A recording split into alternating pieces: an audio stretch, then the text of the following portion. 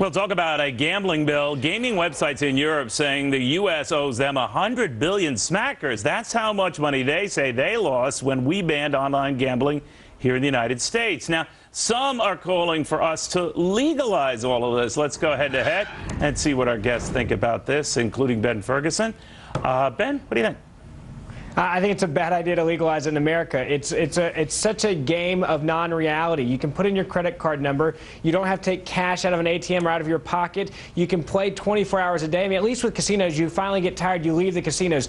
Young people in this country were gambling and maxing out credit cards all the time. The #1 theme last year in America to raise money for charities on college campus was Texas Hold'em. If you legalize gambling online, every kid in America, every young person will play it 24/7, including people that are gambler-aholics. Because why not? Well, not just young people. But Stuart Varney, what do you make of this? I think that government-run gambling is the most efficient way of taxing poor people, and that's a fact. Absolutely. If you now legalize internet gambling, whatever tax you would have taken out of government-run gambling goes overseas. So it would not be a revenue raiser? No, I don't think so. Really? Okay. No, the money flows overseas. $100 billion goes to Europe. It doesn't come here. You're snapping at me. I just asked. All right. Charles. I agree with Ben and Stuart. It's outrageous, you know, and the lost productivity. I mean, forget about the instant messaging and all the other things that people do to waste time. It is outrageous. It is a real bad problem, gambling in general in this country. So don't encourage it. Well, not to make it so easy that you can sit there and lose all of your money. And so many young people, to Ben's point, actually, even in college, are saying, you know what, I want to go on the World Poker Tour as opposed to entering the job market. It's amazing. Look, I got news for all. Go ahead, Gary. I got news for all of you. The government has allowed gambling to proliferate everywhere. You got casinos everywhere. You got racetracks everywhere. You got scratch-off tickets. So you got lotteries and the government benefits. Let the online go. Why? The reason is government will benefit. They will bring in taxes from the losses. It's easy to follow. Let me understand, Gary. Let it just happen. These illegal kids you want to insure, get them gambling to pay for their insurance? I didn't ever said anything about kids gambling. I'm talking about adult gambling. I'm kidding. I just want to see how fast you are this morning. All right, okay, Tracy. thank you. I just think the government has much bigger issues to deal with. We're at war. We have terrorism issues. We have health care issues, clearly.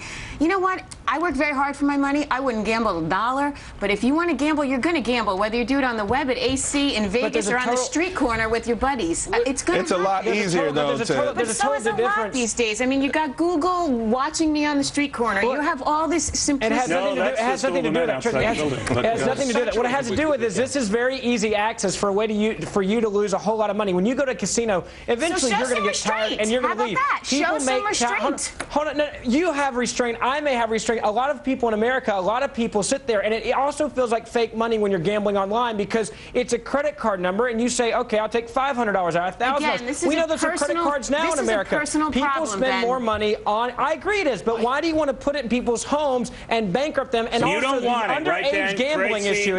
What are you saying? I'm not sure I understand what you're saying. I just think the government has bigger problems than to deal with this. Leave it alone. All right, go ahead. We have seen a constant expansion of the availability of gambling in America for the last 30-odd years. I think the tide is beginning to turn. No longer encourage more gaming forums, but to start to restrict it. And I think that's a good thing. We are saturated with gambling in the United States of America right now. I'm not sure if the tide is turning, but certainly you have to draw the line somewhere. We should and I think the desktop is where we draw the line. Time to turn the tide. Absolutely. But then this is the government coming in and telling me what I can do in my free time. No, it's not an issue. I'm not saying that we should ban gambling. What I'm saying is there's a couple different things. One, fraud. Two, credit card debt is outrageous in this country, and you're allowing people to stick in their credit card. And three, the other thing is, how do you know if someone is old enough or not old enough to gamble when they're online? That's the one big issue here. Is you have so many people now that are on the Texas Hold'em craze. It's on ESPN, for goodness sakes. Young people under the age of 21, because I did it, a lot of other people did it online. Hey, we don't want to, careful, we don't want to get into your past here.